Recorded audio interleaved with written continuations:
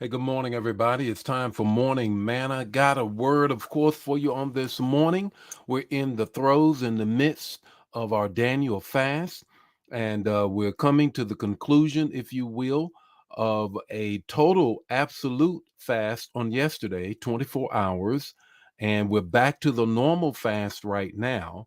And you can get how to fast and how we are flowing in the fast with the journal. All you have to do is just check it out. It's on the screen. You can get this fast and how we're flowing together. If you want to join us, just do that, and we'd love to have you to be a part of what we are doing. Let me just share with you what we're doing on this morning, and it's all about public worship. Requires private living in the spirit. It requires that, and so that's what we're going to talk about this morning as well, is just kind of getting into the word and sharing the word with you on this morning. But before we do that, want to greet a couple of people. Want to greet a couple of people on this morning. Good morning, Angela. How are you on this morning? Good morning, Joelle. How are you on this morning? Good morning, Laura. How are you on this morning? Cheryl, how are you guys on this morning? How's the fast coming? Let me just ask that question before we get into it. How is the fast coming along? Why don't you share it? Put it in the comment area so I can share it with everybody. Grand rising to you, Betty, on this morning.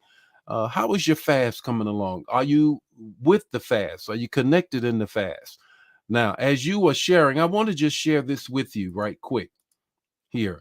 Now, deep dives with Bishop and DK. DK is a person on our staff, a pastor on our staff, minister on our staff. He is a fellow PhD. He is along with me, and he is over our discipleship ministry, our discipleship ministry. And he and I go deep dives. We take things even further than what we learn in our journal, as well as in the messages and all. How do you get a part of that deep dive? Then just virtual new life. Virtual new life is where you can do that. Now you can see it. Sign up. All you got to do is sign up. It's on the screen, and that is virtualnewlife.org. Virtualnewlife.org. You can connect, grow, and go, and we take you even further into the fast area. And so I just want to just share that with you. Let me see. It's Angela, you're fasting with my church and with you. Okay, it's going well. Great, great, great. How's everybody else fasting? How are you coming along with your fast? Let me just see here. The fast is going well for my household. Great. Thank you, Stephen. I'm glad you're connecting your whole household with that.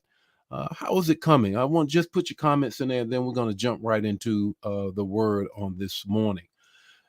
If you want to go even further, if you want to go even further into the fasting, DK, Dr. Ken Rutherford, he is a member of our staff.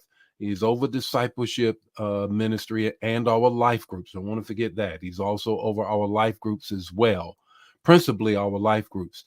And he and I go further into things in deep dives. We call it deep dives with Bishop and DK. How do you get connected? You get connected with Virtual New Life.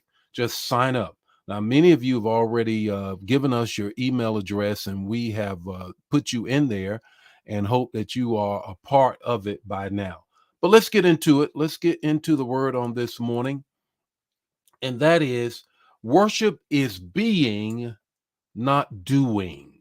Worship is being, not doing. Let me add that here because I want to make sure that you all get that here. Let me put that on here right quick.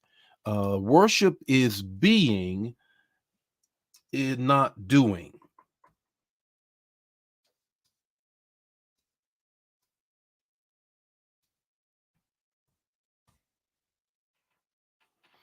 It's very important that you get that. Here it is. Here's the scriptures that I want you to look at. Here's the text to talk, take away 5 minutes or less. Let's jump into it.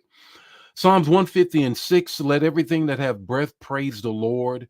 Romans 12 and 1, present your bodies a living sacrifice, holy and acceptable unto God, which is your reasonable service, what most of us read, but there are translations that take that Greek word to the true understanding, and which is your reasonable worship, which is your reasonable worship. Three things about that.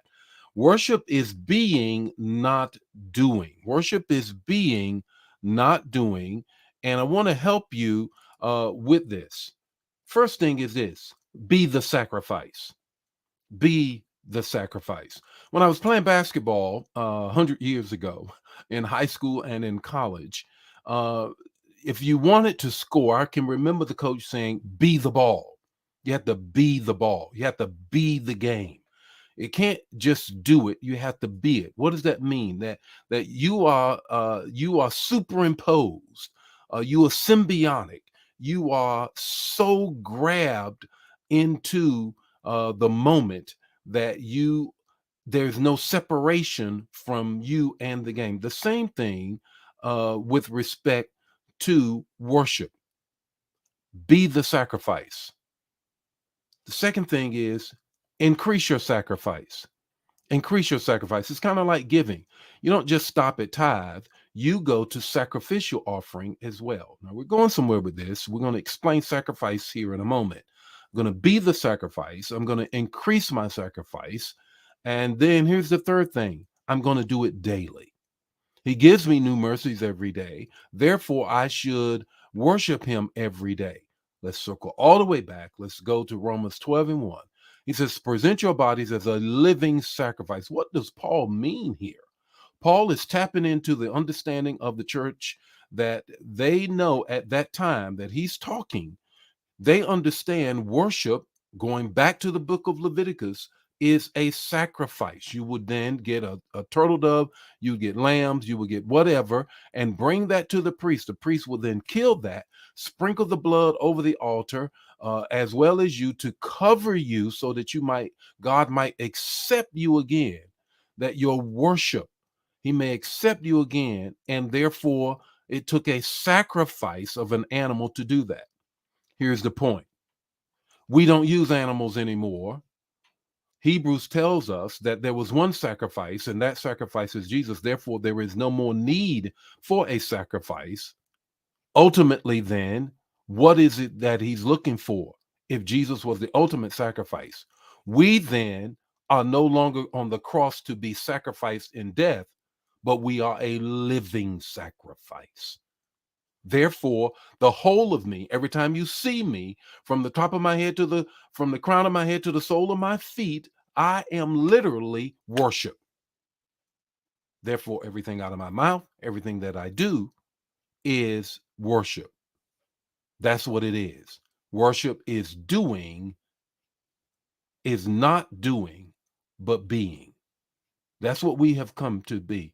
We think it is about us doing, but it is actually being. It is actually being. What's your takeaway this morning? Your takeaway is this: it's not a sacrifice when you love to do it. It's not a sacrifice. It's like work.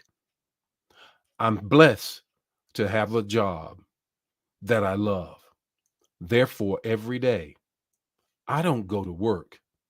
I go do what I love. The same is true with respect to worship. If you love it, be it. The Lord be with you. His face shine upon you, give you peace. If this bless you, little long, share it.